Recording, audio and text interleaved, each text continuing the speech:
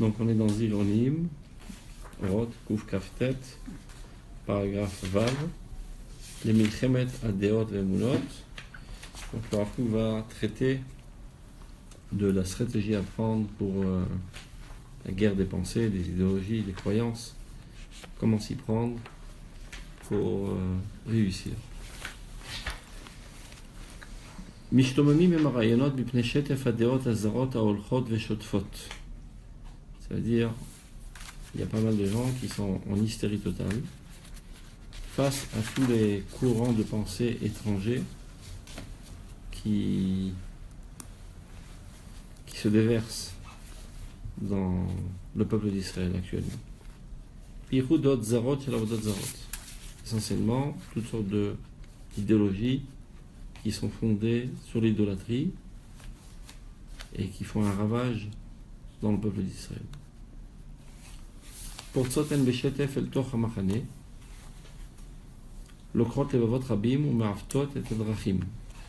Ces pensées, ces conceptions, ces idéologies pénètrent le camp d'Israël et arrivent à faire tomber dans ces filets pas mal de gens, des cœurs, et réussit à faire dévier les gens du bon chemin. Et malheureusement, elles arrivent à faire dévier énormément de notre jeunesse du chemin de la vie vers les cheminements de la mort.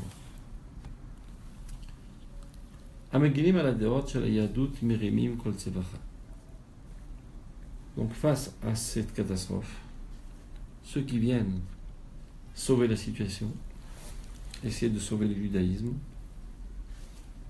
s'écrit avec effroi, Mevatlim et Adeot Araot, et donc œuvrent de toute leur force pour essayer d'annuler les fausses conceptions. Megalim et Zioufam, de dévoiler leurs mensonges, les Shikram, à l'aider Birou, Guidrei et Adoud, en essayant de définir le judaïsme.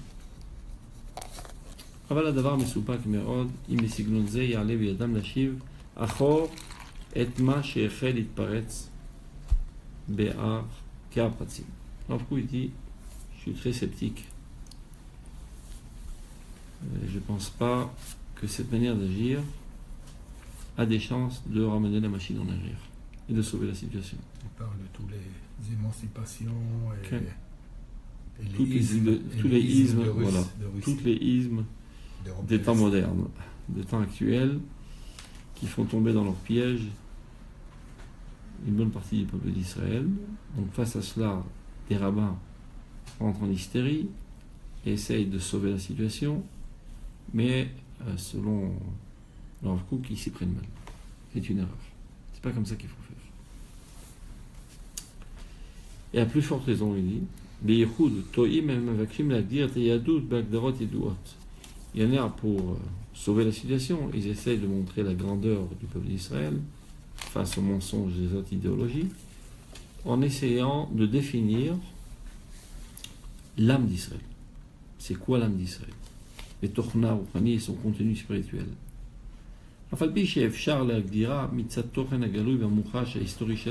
Alors qu'en fait, on aurait pu essayer de la définir plutôt par ses dévoilements, non pas par son essence elle-même, mais les symptômes assez surprenants de cette âme. C'est-à-dire, au lieu d'essayer de définir quelle est l'âme d'Israël, et très bientôt on va voir que c'est impossible, on peut mettre l'accent sur le fait que ce peuple jouit de pas mal d'aptitudes, de pas mal d'atouts qui font que, apparemment, son âme est différente des autres peuples. Par exemple, le fait que ce peuple est éternel, ce qui n'est pas existant chez les autres peuples. Le fait que ce peuple est spécialement intelligent, qu'à s'en tenir au pourcentage de prix Nobel dans le peuple d'Israël, alors que le peuple d'Israël réalise bien moins qu'1% de l'humanité, il a environ 20% de prix Nobel. Hein? 25. 25. Ouais. Et combien qu'on est? 0,01. Non, 0,3% de la population mondiale. Comment ça? 13 millions sur 8 milliards. Non. Ça, Ça fait combien? ça fait 12 sur 8, ça fait des trucs à 1,5. C'est un mathématicien ou pas? Ça fait combien là? 12 sur 8, 0, ça fait quelque chose. 0,2. 2, 3. 2, 3. 0,2,5 disons. Ouais. Et on a 25. Donc ça veut dire 10 fois plus. Oui. On a 10 fois plus de prix Nobel que tout le monde. C'est pas un hasard. Ça prouve qu'on n'est pas trop bête. D'ailleurs, c'est marqué dans Non, la Torah. on a 100 fois plus. 100 fois plus. Donc, on a plus forte raison. Donc, 100 fois plus que les autres peuples de prix Nobel. Il ne faut pas être tellement idiot pour avoir un prix Nobel. Donc, il faut être intelligent. Et bien, la Torah le dit. Rak am chacham benavon agoy Ouais, gadol hazeh. Donc, quand je dis ça, je n'ai pas défini l'âme d'Israël. Je mets le doigt sur des symptômes surprenants et bizarres qui m'amènent à penser que ce qui se cache derrière, c'est assez exceptionnel. C'est clair? C'est-à-dire d'essayer de définir l'âme même d'Israël, c'est une idiotie, il va expliquer dans la suite, mais de mettre en évidence des symptômes qui marquent la supériorité du peuple d'Israël, ça c'est faisable, c'est réalisable, et c'est une bonne manière de faire, une bonne approche. Ouais, mais c'est. Pas convaincant. Un, c'est pas convaincant. Deux, ça se retourne contre nous. Et trois, historiquement parlant, la plupart des historiens antisémites peuvent trouver des explications logiques à ça. Et alors? Ouais, c'est d'abord pour se Donc convaincre tu nous-mêmes. perds Pas le. pour convaincre les Oui, goyim. mais même pour se convaincre nous-mêmes. Même pour se convaincre nous-mêmes. Moi, j'ai eu beaucoup de sirotes avec. C'est pour ça que je pense que le Kivun du Rav Kook, justement, c'est pas d'essayer de prouver. C'est pas d'essayer de prouver, parce que justement, en essayant de prouver, il y a des sirotes avec des juifs, genre Écartés du judaïsme. anti-juifs, quoi. Et te disent clairement, quoi. Ils te disent, ok, moi j'ai lu des livres et je t'explique d'une manière très rationnelle, très truc, pourquoi j'ai fait ça, c'est l'instinct de survie. L'instinct de survie, il existe chez tous les peuples. Alors pourquoi le bon Israël est éternel et les autres non? Je veux te dire, justement, comme ils ont été Mefouzarim dans tous les peuples et qui tiennent très, très fort à leur massorette, donc c'est assez simple de s'en sortir. S'ils étaient dans le même endroit, on les aurait tous massacrés. Vu qu'ils ont été séparés dans tous les peuples, donc à ce moment-là, tu as des petits groupes, etc., qui peuvent survivre. Si tout ce groupe-là il meurt, il me reste encore toujours un petit groupe. Donc j'ai toujours un petit noyau qui reste. Donc, rationnellement parlant, c'est très explicable. Je connais toutes ces. Enfin, j'ai eu plein de sirotes, donc je connais, ouais. Donc, c'est bien. Top. De toute façon, c'est pas la stratégie du Rav. On verra que c'est pas la stratégie du Rav. Il dit si déjà on veut parler de la spécificité, ne parlons pas de l'essence, mais des dévoilements. C'est-à-dire, regarde, Birchut Toim, essentiellement se trompe ceux qui cherchent à définir le judaïsme par des définitions bien claires, de par son âme et son contenu spirituel. Afalpi, bien que, a priori, Charlak dira Mitzat Tochen Agalou, c'est plus facile, et c'est faisable, et c'est pas une faute, de le définir selon ses aspects les plus dévoilés, comme Mouchash, Là, il dit les ni plus l'un ni ressentis. l'autre. Ni l'un ni l'autre. Afalpiché, c'est-à-dire Ayaraouiché. Kavana. Ok. Même si Maintenant, on il aurait- explique même si on lama aurait- lo lagdir teyadud misad nishmata. Pourquoi c'est une erreur de définir le judaïsme en fonction de son âme, l'âme d'Israël, qui ikolelet kol benishmata, car elle comprend tout dans son âme. Kol anetiot aruchniyot, toutes les tendances spirituelles, agluyot venisterot, qui se dévoilent ou cachées, tzfunot henba bechlala ilona, sont enfuies en elle de manière générale. Kemo shekalou la kol belokut mafletet, et là il y a une phrase assez révolutionnaire, on va dire. Tout est compris dans l'âme d'Israël comme tout est compris dans la divinité la plus absolue. Il y a un parallélisme, presque évidemment, entre Dieu et l'âme d'Israël. Comme le pasuk le dit, Ani Hashem lo shiniti, vatem ben Israël lo chilitem. De la même manière que moi, Dieu, je n'ai jamais changé, je suis inchangeable, vous aussi, le peuple d'Israël, vous êtes indestructible. Donc, d'essayer de définir quelque chose d'infini, ça ne tient pas la route. L'âme d'Israël est infinie. Matem Israël, Loma? L'ochilitem, kilayonu. Kol agdara, il continue encore plus fort. Kol agdara kazu. Toute définition de ce genre, c'est-à-dire essayer de définir l'âme d'Israël, les gabas en fonction d'elle, relativement à elle. Ikitsutz benetiotea, c'est comme si on coupait ces plantes. Vedugma la kamat pesel ou masecha le shem atzivion Eloi. Cela ressemblerait à une volonté de mettre en place une idole qui représenterait Dieu. De la même manière que mettre une idole qui représente Dieu, c'est kitsutz benetiot, c'est de l'hérésie, et bien exactement pareil, d'essayer de définir le peuple d'Israël. Tu peux faire une idole en bois, une idole en fer, ou une idole en concept, aucune différence. Donc ce que tu conceptualises la divinité, c'est-à-dire que tu la définis, elle est ça et pas autre chose.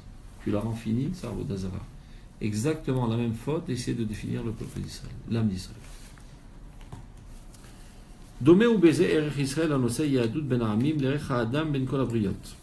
Si on veut comparer, le peuple d'Israël, qui porte le judaïsme sur lui, relativement aux autres peuples, cela ressemble à la relation qui existe entre l'homme et les autres créatures. En quoi? Regardez. Les briot rabot yeshitronot shelem ba'adam. Il y a pas mal de créatures qui ont un avantage sur l'homme. Par exemple, l'oiseau y vole et l'homme ne vole pas. Le cheval court vite et l'homme non. Le chien a un odorat bien plus développé que l'homme. Donc il y a énormément de créatures qui ont un avantage sur l'homme. Aval. הצירוף הכללי של הסגולות ועליית הרוחניות על ידם להשכיל בשכל את השימוש של הכוחות הכלולים בו בכוח ובפועל, זה עושה את האדם לחטיבה עליונה בעולם. Il est vrai que l'homme dans beaucoup de domaines est inférieur à pas mal de créatures, mais le fait qu'il ait un intellect, avec cet intellect, il est capable de se servir des forces qui existent dans les autres créatures et de se les approprier et de les développer. C'est-à-dire, lui, il n'a pas d'aile.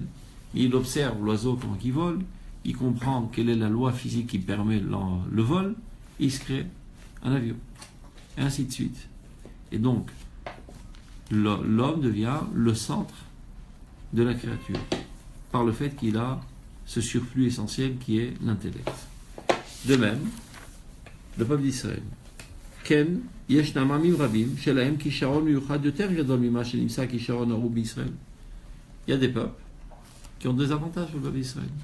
On peut dire, je sais pas, que les Allemands sont très ordonnés, et c'est pas tellement le fort des Juifs d'être ordonnés. C'est le balagan. Il a fallu qu'un goy qui s'appelle Yitro donne des conseils à Moshe Rabbeinu comment mettre de l'ordre hiérarchique. Et jusqu'à présent, les Juifs, c'est pas leur fort, l'ordre et la discipline. Non, s'ils sont yékés. Hein? Même s'ils sont yékés, ils sont pas aussi yékés que les goy yékés. Il reste encore du sang juif en eux. Le balagan, c'est comment ce qui se passe dans l'État d'Israël, c'est le balagan normatif. Je sais pas qu'on dit balagan en français, je peux excuser en français. Le désordre. Le désordre dans l'âme. Donc on est inférieur aux Allemands. C'est dans les gènes. Voilà, c'est dans les gènes. Et toutes sortes de peuples. Il y a des peuples qui sont haroutzim, des peuples qui sont créatifs. Chacun a un certain avantage. Et on peut dire que le peuple d'Israël est le meilleur de tous les peuples dans tous les domaines. C'est âme de l'orgueil mal placé. ישנם עמים רבים שלהם כישרון מיוחד יותר גדול ממה שנמצא כישרון ההוא בישראל.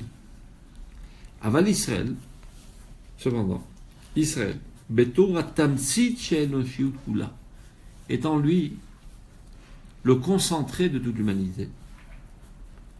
מקבצים בקרבם את סגולות כל העמים כולם.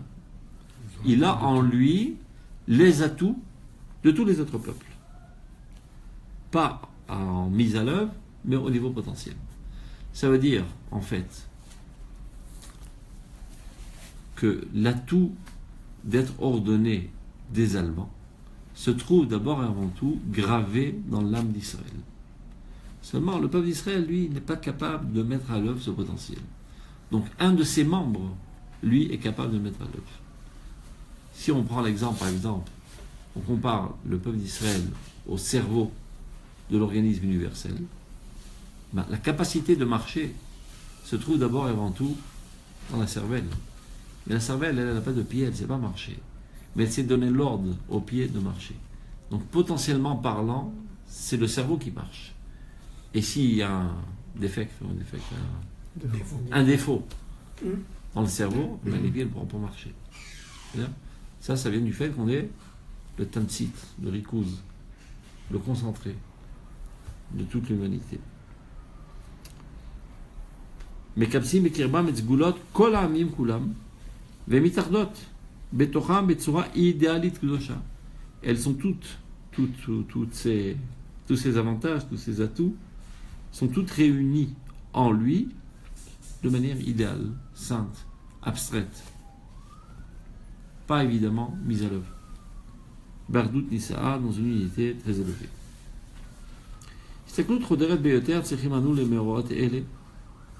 הסתכלות כללית ומקפת, ועם זה חודרת עד לפנימי פנימיותן של כל המון הדעות ותוכני הרעיונות האימוניים שבעולם. Donc tout ça a été une introduction pour savoir comment procéder, quelle est la stratégie de combat la meilleure pour gagner cette guerre de pensée, pour ne pas permettre à tous ces idéaux négatifs d'avoir le dessus et de créer des désastres au sein du peuple d'Israël. Donc d'abord avant tout, il faut développer un regard pénétrant, comprendre ce qui se passe, pas seulement être ahuri au point de vue émotionnel de ce qui se passe et se laisser aller à toutes sortes de réactions aussi mal placées, émotionnelles, etc. Froidement, il faut analyser qu'est-ce qui se passe exactement, quelles en sont les causes, les tenants, les aboutissants, etc. pour vous donner un véritable diagnostic et proposer un remède. Alors pour ce faire, il va donner d'abord une introduction plus générale. Kol gilui ruach klali, לפי התגברות הכללות שבו, כך הוודאות מתחזקת בקרבו, ולפי מידת ודאותו, כשם שאינו נותן מקום לספק, כך אינו מוותר את זכותו לאחרים לשתפם עמו. Toute conception, on va dire, plus elle est générale, plus elle est vadaïte, certaine. Plus la certitude se renforce en elle. Et plus la certitude est forte dans ses conceptions, de la même manière qu'il ne laisse pas le doute pénétrer dans cette conception, mais exactement de la même manière, il ne permet pas à d'autres conceptions de partager le terrain avec elle. Ça veut dire, plus une conception est générale, plus elle est certaine, et plus elle devient exclusive. Et elle n'est pas prête à partager le champ des conceptions avec d'autres conceptions. Une conception générale, c'est-à-dire plus elle est connue Non, plus c'est une conception qui est capable d'expliquer, on va dire un chok, une loi, qui est capable d'expliquer un maximum de phénomènes, alors elle devient plus certaine et plus exclusive. Il va donner un exemple, regardez. Avant de rentrer dans l'exemple, il continue encore dans les théorèmes de base. A klaliut, a vadaout, va yichud, teloim enzebeze. La généralité, la certitude et la spécificité, ou bien l'exclusivité, sont liées l'un à l'autre. Les machals. Et maintenant, il commence à donner des exemples pour qu'on arrête de patauger et qu'on comprenne exactement ce qu'il veut dire. Les machals. Shitot atchunot ayeshenot. Tous les enseignements précédents concernant l'astronomie. שהיו חזיונות פרטיים מתפשטים רק על חוג גבול התכונה בלבד. C'était une science, c'était des explications qui n'en tenaient qu'au domaine de l'astronomie et qui expliquaient chaque phénomène d'une manière différente. C'est-à-dire expliquer pourquoi la Lune tourne autour de la Terre, il y a une théorie X, et pourquoi la Terre tourne autour du Soleil, théorie Y, et pourquoi toute la... Comment on appelle ça ? Système. Tout le système lui-même est en mouvement, théorie Z, et chaque phénomène, une autre théorie.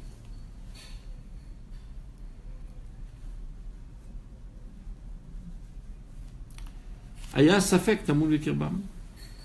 Alors, elles étaient douteuses, pas douteuses. On doutait de leur véracité. À tel point qu'il y avait un proverbe constant, un dicton constant chez les astronomes, chez Théoria Truna, Vanachotea, Inamrak, Limso, Eze Atsa, les Pitaron, Shinuyat, Nuot, Arabim. C'est-à-dire tous les théories, les actions de base que propose l'astronomie, ce sont que des propositions pour essayer plus ou moins de comprendre ce qui se passe, mais on n'en est pas sûr. Ils reconnaissaient eux-mêmes, pour l'instant c'est ce qu'on croit, mais il va savoir, peut-être que tout va s'écrouler, et il y aura d'autres théories qui expliqueront. Par contre,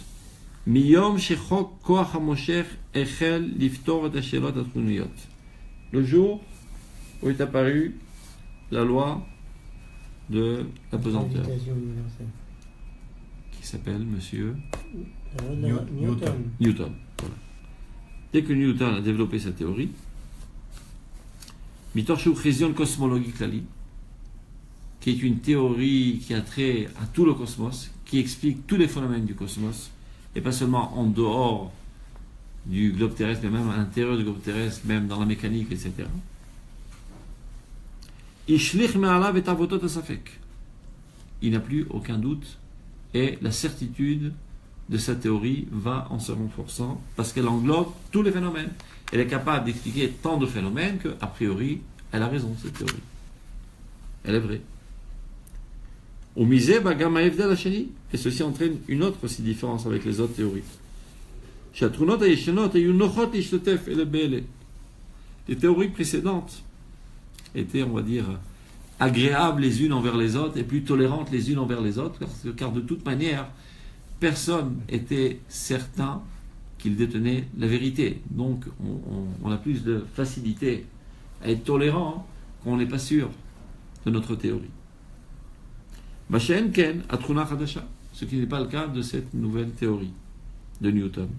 Shemitor trunata aklalit, du fait qu'elle est générale, avadaït, et qu'elle est certaine, kanaïti. Elle devient jalouse. Pas jalouse. Comment on dit canaille? Aniven od, exclusive. Intolérante. Voilà, intolérante. Totalement intolérante. ואי אפשר שיאמר אדם לפתור קצת מחזיונות התכונה על ידי כוח המושך ושאריתם באיזה פתרון אחר מתנועה גלגיליות על פי הצעות התכונות הישנות. Il ne viendrait pas l'idée qu'aujourd'hui à l'université on explique un des phénomènes selon la théorie de Newton et d'autres phénomènes, d'autres théories antiques. On n'en parle plus, nul n'en est venu, tout a été effacé, c'est nul. Donc ça c'était une introduction pour rentrer dans le sujet. Ken beofaot aruach. Ben, il en est exactement quant aux théories spirituelles. Aïta et l'Eliut Savlanit. L'idolâtrie, elle était très tolérante. Vakar Shelavdout Kanaït. Alors que la croyance en l'unité de Dieu, elle était intolérante. Mitor Shiklalit, du fait qu'elle est générale. Velopratit. Vadaït, velomesupeket. Elle est certaine et elle n'a aucun doute de sa véracité. Arimeuchedet. Et donc elle est spécifique. Velomeshutefet. Elle est prête à partager avec personne. Shema Israël, Hashem Elokeinu, Hashem Echad. Omi beladai en Elohim. Zulati en Elohim. ça revient sans cesse le moteur essentiel de la Torah, que Dieu il dit, je suis exclusif, il n'y a personne avec moi, je suis le seul, etc., etc. Ça, c'est la mouna du peuple d'Israël. Alors que chez eux, une infinité d'idoles. Il y a le dieu de l'amour, le Tout dieu de passe. la haine, le dieu de la colère, le dieu de ça, et toutes sortes d'intrigues et de romans qui se passent entre eux, etc.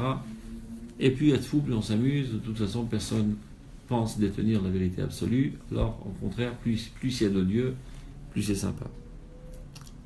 Aklaliout, ena savlanit.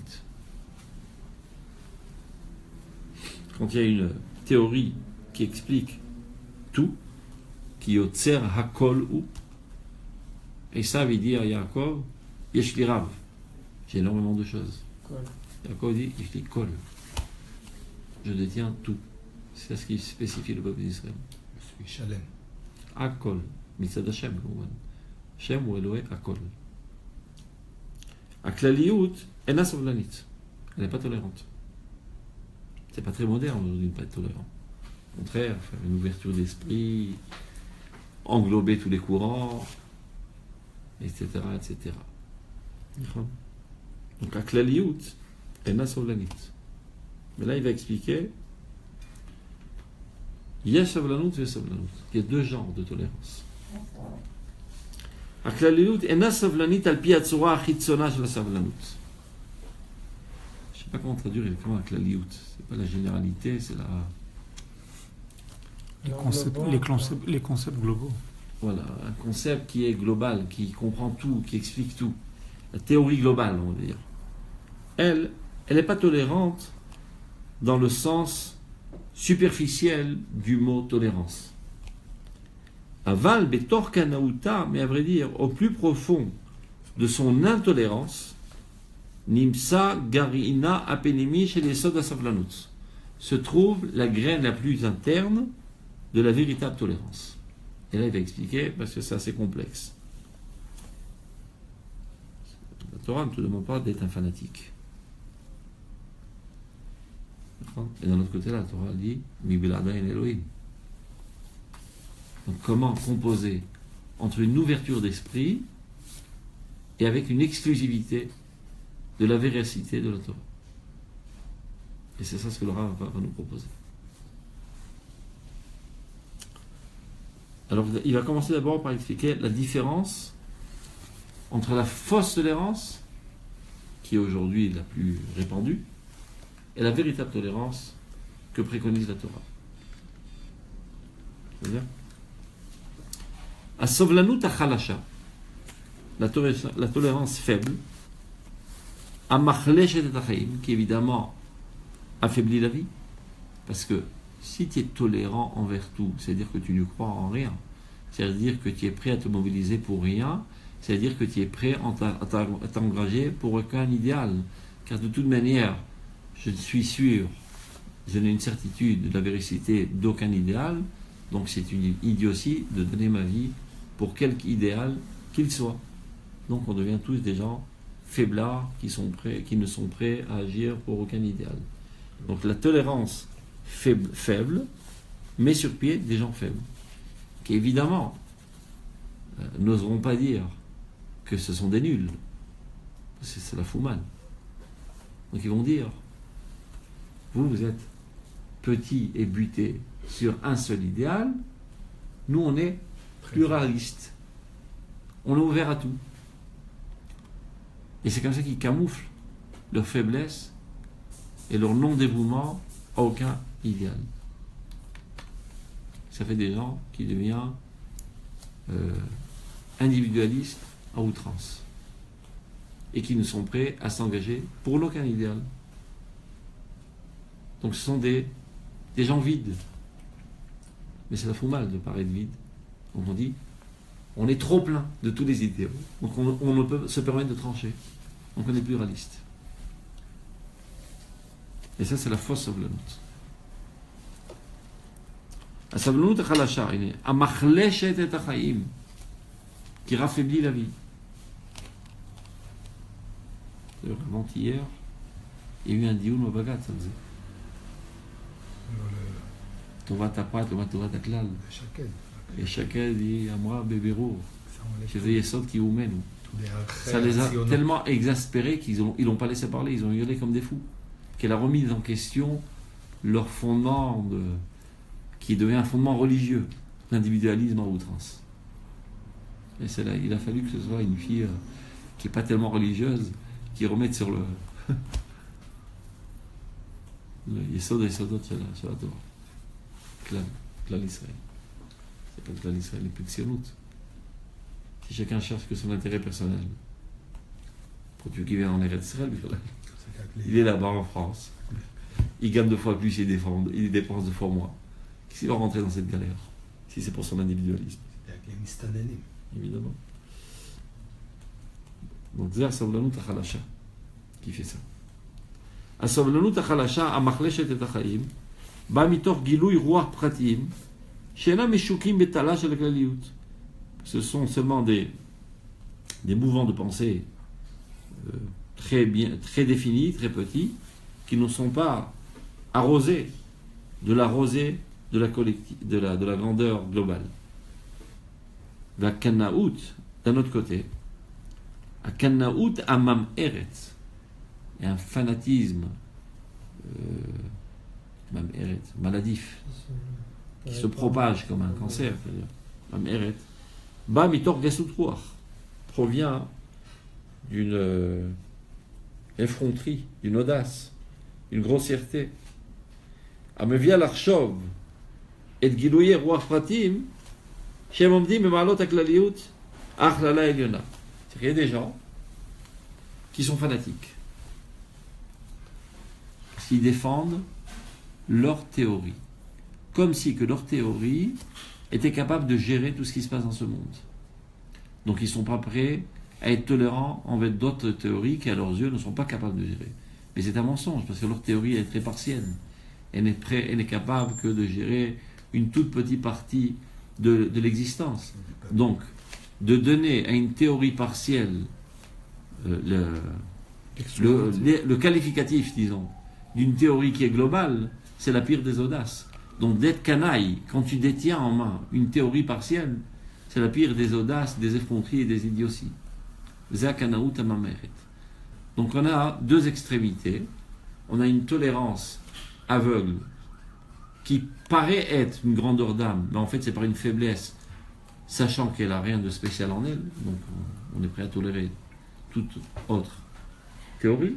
Et d'un autre côté, de l'autre extrémité, des gens qui véritablement ne détiennent qu'une théorie très petite et très restreinte, mais qui prétendent que leur théorie explique tout, et donc ils en deviennent fanatiques et exclusifs. Donc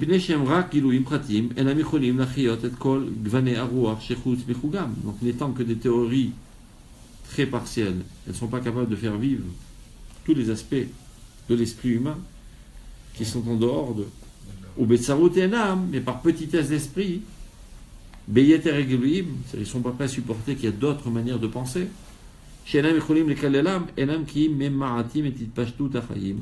Et donc, ils empêchent le bon développement de la vie. Au lieu de permettre une richesse de nuances dans la vie, non. On va tous être coincés dans une seule manière de voir les choses. Et c'est comme ça qu'ils affaiblissent toute la richesse de l'esprit humain. Maintenant, on en revient à la Achlala Eliona. Par contre, à Achlala Eliona, la théorie qui, elle, vraiment détient en elle la globalité la plus totale. Notenet dafka le demerchava bevadaouta et atruna adina bedaikalut eichud amevi et akina ameshubahat amolida et geunut aruach המסירה מדרכה כל רפיון של קטנות פרטית, כל ספק וכל שיתוף, השם בדד ידכנו ואין עמו אין לך, ומתוך שהיא כללית, מפני שבתוכה כלול כל, אינה יכולה על פי טבעה להוציא כל דבר משלטונה והכללתה, ולכל היא נותנת מקום. אבל בזה היא רק מרבה את תופעת ההוראה, בתוך כל סגנוני החיים וגילויי הרוח, וחפץ הסובלנות היסודי שלה וליתן מקום לכל נטייה של אור, של חיים, של הופעה רוחנית. Je dis ça par cœur. C'est ça le paradoxe. L'Akhlala Inyona, ça veut dire la théorie englobante tout, expliquant tout, etc. Sachant qu'elle détient tout en bas. Elle ne peut imaginer qu'existe quelque chose qui n'est pas en elle, puisqu'elle détient tout. Et de ce fait même, elle est à l'écoute de toutes les tendances, de toutes les idéologies, de toutes les philosophies, de tout ce qui se fait dans ce monde. Parce qu'elle est convaincue que tout ce qui existe, existe par le divin qui se trouve en elle. Et ça, c'est la tolérance haute. Ce n'est pas une tolérance qui provient d'une faiblesse de la certitude de ta théorie. Mais au contraire, sachant que tu détiens la théorie absolue qui explique tous les phénomènes de la vie, le divin,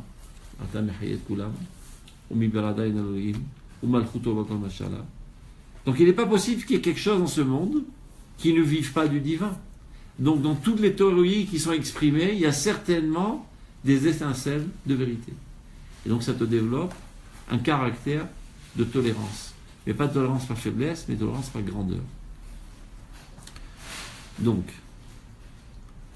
quand tu entends une théorie qui a priori vient contrecarrer la véracité de la Torah, ce qu'il faut faire, c'est pas de sortir en guerre et de démontrer le mensonge qu'il y a dans cette théorie. La stratégie, elle n'est pas bonne. Au contraire, il faut tendre l'oreille et faire reparler ton interlocuteur jusqu'à que tu arrives à déceler le point essentiel de sa théorie qui, elle, sans aucun doute, est divine. Sans quoi elle n'existerait pas. Théorie, idéologie, mouvement, tout ce qui existe dans ce monde existe par l'existence divine. Et c'est ainsi que finalement, au lieu de restreindre la créativité humaine, dans tous les sens, tu la développes de plus en plus et tu l'amplifies de plus en plus et tu mets en évidence les aspects les plus vrais et les plus intenses et les plus forts qu'il y a dans toutes les théories. Et donc ça aide au développement de la richesse de la pensée humaine, au lieu d'étouffer la pensée humaine. Je vois par exemple le christianisme. Tous ceux qui osaient penser contre lui, hop, on le tuait. On arrête la science, on arrête ça, on arrête tout est interdit. Sans quoi ça risque de débranler la foi chrétienne. Et donc ça empêche le bon développement de l'humanité dans tous les domaines de la vie. On arrive dans Eretz Canaan et on massacre tous les peuples. Nahon, et alors Et alors Donc tu peux dire la même chose, je veux dire Pindasem Matsebota, mais Avodah Zara, le tipoul par Avodah Zara, et c'est marrant, ça sort de l'ordinaire. Ce que tu poses comme question, c'est exactement la question de Shlomo Amelech. Shlomo Amelech, il se dit, ben mince alors, au lieu d'essayer d'effacer les symptômes, cherchons la maladie à sa racine, et là, on va essayer de la démanteler. Et c'est pour ça qu'il a permis à ces femmes de faire de l'idolâtrie, pour connaître de proche ce que ressent un idolâtre, pour pouvoir avoir une expérience, parce que l'idolâtrie, c'est pas seulement quelque chose de théorique, intellectuel, c'est mélanger énormément avec l'imagination, l'extase, le trance, etc. Donc tu ne peux pas véritablement le comprendre seulement en voyant ça de l'extérieur. Il faut le vivre. Le vivre lui-même, il ne peut pas, parce que c'est interdit sur la Bodhazara. Mais Ishto Kigufo, quand tu vis avec ta femme, tu partages ses émotions, ses extases, etc. En quelque sorte, tu vis ce qu'elle vit. Donc, il les a pas incités à faire Avodah Zara, mais elles étaient déjà idolâtres. Ils sont mariés avec elle, il les a laissées. L'Omachabem. Et sur ça, il a été puni par Dieu. Parce que Dieu sait que l'Avodah Zara, on ne peut pas la démanteler en essayant de trouver le point de vérité qui est en elle. Parce que l'Avodah Zara, elle se déconnecte du divin. Mais non. Ce que oui, on peut voir, c'est quelle est la tendance de l'Avodah Zara. Pas l'Avodah Zara elle-même. Qu'est-ce qui amène l'homme à l'Avodah Zara? C'est un surplus de désir divin, de soif divine. à tel point de chercher le divin dans tout. Mais cette expression de chercher le divin dans des pierres n'amène pas au divin. Donc il faut la couper. La tendance elle-même, Benishar Gamul Eloken. Là, c'est ce que dit la Gemara, Yatsa Kegur Are Shel Eshel Mikodesh HaKodashim. Donc c'est ça la différence. C'est comme si tu dis le communisme, c'est bien ou c'est pas bien? Le communisme tel qu'il apparaît sous cette forme, c'est pas bien. La tendance profonde du communisme, qui est l'égalité, le partage égal des ressources, ça c'est Chiyuvi. Ça, Nishar Gomul Elokenu. Et pas la forme. La forme, il faut la détruire. Donc, il faut faire très attention. C'est moi, je faisais Torah, donc c'est pour ça que c'est très, très dangereux. Quand on dit chercher le bien qui est dans le mal, ça ne veut pas dire légitimiser le mal. Chas de Shalom. Le mal, il faut le détruire. C'est qu'on va dire, les pauvres Palestiniens, Mehablim, ce sont des êtres divins? Non. Ils sont tellement divins qu'on va les ramener au divin avec une balle dans la tête. Il ne faut pas perdre le nord. Et c'est pour ça que, Baruch Hashem, on a la halakha. La halakha, elle te permet de ne pas t'envoler et de sortir des rails. La halakha te donne le comportement absolu qu'il faut faire. Après, tu peux penser ce que tu as envie. Mais d'abord, de ce comportement, tu ne bouges pas. Sans quoi, si tes conceptions trop profondes te disent que de toute façon, il y a du divin en tout, recherchons le divin qui est en tout. Je vais chercher le divin qui est dans le cochon, je vais le manger. Je vais chercher le divin qui est dans la voisine d'en face et j'aurai des relations sexuelles avec elle. Et c'est comme ça qu'on tombe dans l'abandon de toutes les mitzvot. Zesh halakha. Halakha il marqué.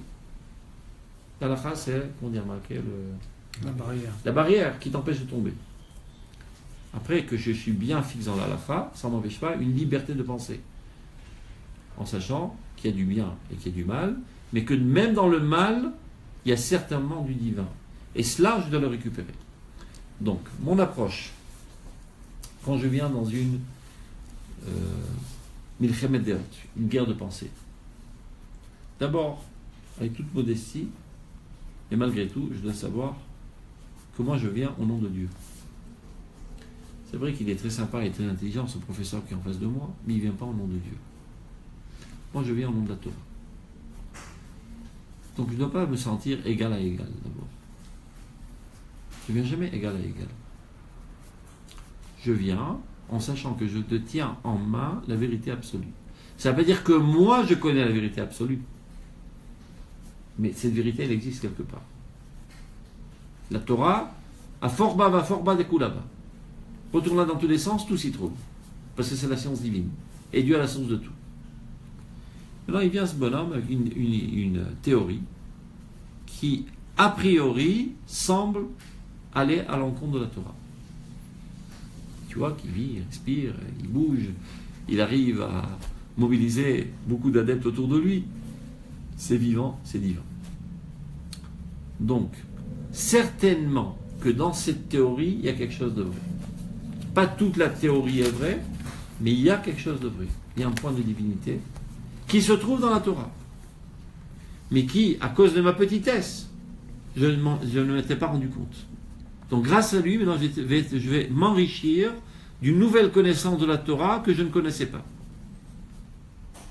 Exemple typique, que Rav Kook aborde, la théorie de Darwin, qui a priori vient contrecarrer la lecture simple de Maaseh Bereshit. Rav Kook dit, c'est très bien la théorie de Darwin. Qu'est-ce que l'enseigne la théorie de Darwin? La progression. On commence de rien et on va en progresser. C'est la tchouva. Est-ce que ça a véritablement eu lieu de cette manière ou pas? Encore ça n'a pas été démontré. C'est une théorie qui, au début de sa théorie, elle aussi, elle a besoin de progression, la théorie de Darwin. Mais supposons qu'elle soit vraie, en aucun cas, ça vient à l'encontre de la Torah. Au contraire. Si jusqu'à présent vous avez une lecture simpliste de la Torah, grâce à Darwin, je m'efforce d'essayer de comprendre ce qu'il y a là-bas. A priori, ça vient contrecarrer la Torah. Donc je vais aller puiser des secrets de la Kabbale. Et je vois qu'ils disent la même chose. Seulement, je n'avais pas compris. Comme j'étais envoûté par une lecture simpliste, je n'étais pas à même de comprendre ce qui était marqué dans les citrés Torah. Maintenant qu'il y a quelque chose qui me propose, de manière théorique et scientifique, comment ça a été fait, Oh, j'arrive à lire ça dans Plinio de Torah. Donc grâce à Darwin, j'ai compris encore un point de la Torah. Ça veut pas dire que toute la théorie de Darwin est vraie, et encore moins les conséquences philosophiques de la théorie de Darwin. De dire que le genre fort subsiste et le genre faible disparaît. Donc si c'est comme ça dans la nature, c'est comme ça aussi qu'on doit gérer la société. Que les forts oppriment les faibles. L'ovalo. C'est pas ce qui ressort de la théorie de Darwin. Ce qui ressort de la théorie de Darwin, qu'une fois tu étais un singe, et maintenant tu es un homme. Regarde le parcours que tu as poursuivi, comment tu as progressé. Qu'est-ce qui te reste? Et t'as quel midat à zirou, de zrizout? C'est des épluchures de cacahuètes après tout ce que tu as fait. Ça c'est un. Deuxièmement, qu'est-ce que t'as enseigné la théorie de Darwin? Tu étais un singe. N'oublie pas que tu étais un animal sauvage. Je l'ai jamais dit. Il n'a jamais dit, mais c'est pas grave. Supposons que les dias sont bons. Comme plein de choses qu'on a dit sur Herzl, mais c'est pas grave. C'est pas grave. C'est ce qui est dit dans l'atmosphère. Il a fait tous les gravures et tout ça, ça n'a jamais été dit. C'est du néo-darwinisme. C'est C'est ceux qui ont voulu C'est pas grave. Expliquez le Darwin. expliquer Donc, parlons de cette théorie, peu importe qui l'a dite. Donc ça, d'abord, tu apprends la tchouva. Deuxièmement, tu apprends, n'oublie pas d'où tu viens. Tu étais un animal sauvage. Et ceci n'a pas disparu, se trouve encore en toi. Tu as progressé, tu te contrôles, mais il y a encore en toi une bête féroce qui risque à tout moment de ressortir. Sois sur tes gardes. Altamin batzmecha, Dieu montra. On voit ça tous les jours. Les violeurs sont des bêtes féroces qui n'arrivent pas à se contrôler. Avec cruauté.